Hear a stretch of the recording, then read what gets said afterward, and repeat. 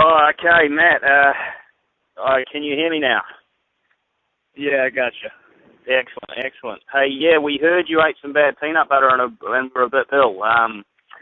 And you're all recovered and in good form? Yeah, there's nothing safe. I'm eating everything on the boat. I didn't eat for about, 28, 36 hours. And all I did was drive the boat and dry heave for hours. It was pretty awesome. But at least I was able to drive the boat. So, no, did a great job moving sails around, getting them up and down, doing the job. And I greatly appreciate it. But, it wasn't conditions that the auto helm could drive anyways. So just steered through the night and took little breaks here and there and tried to get something down. It just wasn't happening. But all's good now. I feel like a brand new man. Well, good. I'm glad you've recovered. So from where we're sitting, it doesn't look like it cost you much time. Do you think your bout with the stomach bug affected the performance of the boat much at all? No, I don't think it did at all.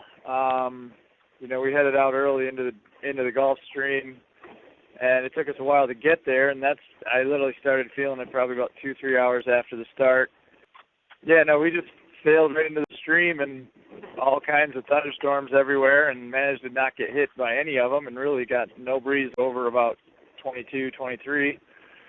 And our downfall came when we decided to jibe at 4 in the morning when it was pitch black, and we rolled up the code 3, got the boat jibed over, and then the top part of the code 3 opened up and spun the opposite direction on the furler, so we couldn't unfurl it.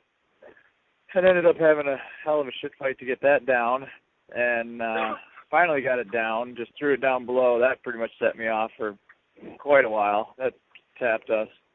We were both tired, so we sailed into jib and main only for 3 hours or so, and it actually the wind got up enough to the right sails, and then it got bad again.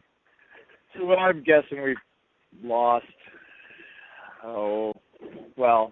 we were going 18 to 20 knots of boat speed before, and afterwards we were going 10 to 12. So did that for 3 hours. I'm guessing, I don't know this for a fact, because I wasn't getting position reports, but I would guess that we pissed away easy 15 miles. But it is what it is. It's part of sailboat racing. Everybody else is going to have their problems too. But finally got it squared away and back up, and then our satellite went out about 16 hours ago. I couldn't get online, so I was pretty much lost in space. And like me, I always feel like everyone's passing me at night. I call it the big storm syndrome. Big storm happens to be a trimaran in the Great Lakes. They go off and do all the Mackinac races, and usually they're the slowest boat in the fleet.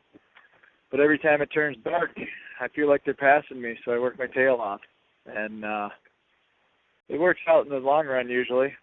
But yeah, that's kind of been the case for the last 16 hours, not knowing where anybody is, until just half an hour ago I got the system back up and I got the 9 o'clock report. And apparently there's not a boat I'd rather be on than this one.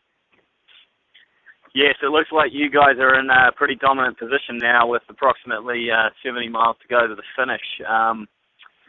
What do you see coming in the next 70 hours in the way of weather, and what are your tactics for handling it? Right now we're dealing with pretty low wind speeds, about 8, but we're sailing into square waves from, 20 hours of wind out of the north, and now we're steering almost due north, and so we're square into those waves, pounding a fair amount. But they're starting to drop fairly soon. The wind was supposed to get light. I'm surprised it's not lighter now. With this weather report here, it doesn't look like it's going to, and there could be actually more breeze the further we go up the course, which obviously is going to help us. I'm looking at the boats from the 9 o'clock. I think it'll be, anything can happen in sailboat racing, but I like our position. Who knows what the current's going to be doing up there, but right now we're almost sailing course, and we're just going to keep pounding into the waves and try to knock off as many miles as fast as we can. Just run scared. I don't want to be passed. Well, that's good to hear. Yeah, we're waiting your arrival here with anticipation. Coming up New York Harbor at night with commercial traffic and everything, is that going to be difficult? I'm happy that I did it last year. You never know how many boats there's going to be. I think the biggest issue is which way the wind's coming, and with the wind at 280, it's going to be a beat, at least for the first section of it.